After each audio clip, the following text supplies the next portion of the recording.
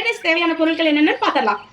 Egg 4, onion 1 பெரிய சைஸில், மல்லி இலை சிறிதளவு, 3 பச்சை மிளகாய், 4 பல் பூண்டு, கேபேஜ் அரை கேபேஜ் வந்து நான் நல்லா நைஸாக கட் பண்ணி வச்சுருக்கேன்.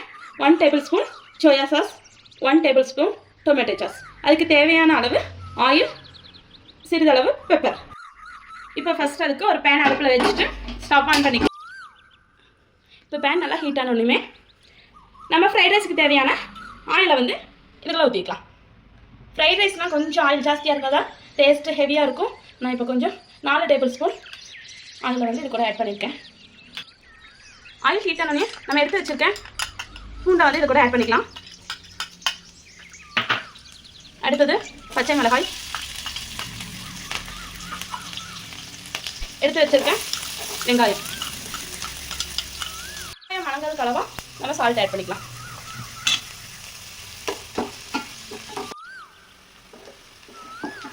இந்த அளவுக்கு ஃப்ரை ஆனால் போதும். இந்த டைமில் நம்ம எடுத்து வச்சுருக்கேன் கேபேஜ் வந்து இது கூட ஆட் பண்ணிக்கலாம்.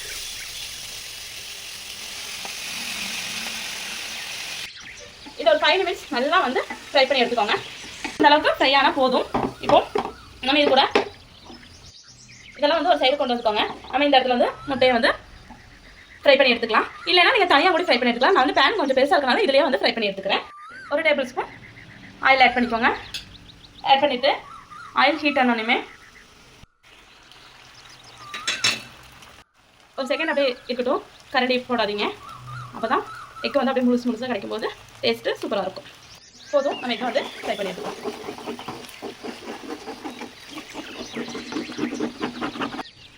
இப்போ வந்து எக்குக்கு தேவையான சால்ட் ஆட் பண்ணிக்கணும். நான் இப்போ போடுற பார்த்துட்டு நான் இப்போ போட்டு இது கலரிக்கிறேன்.